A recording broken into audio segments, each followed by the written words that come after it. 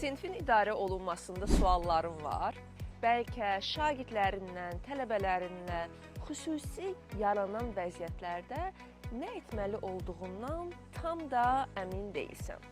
Və ya ola bilsin ki, sinfində, auditoriyanda güclü və zəif şagirdlərlə, tələbələrlə işləməyin xüsusi yollarının axtarışındasan. Sadaladığım suallardan birinə cavabın hərdirsə, deməli, növbəti sinfin idarə olunması təlimin məhz sənin üçündür. Və bu təlimin bir hissəsini artıq mentorluq proqramı çərçivəsində təcrübəli müəllimlərə keçmişəm və budur onlardan bəzi geri dönüşlər.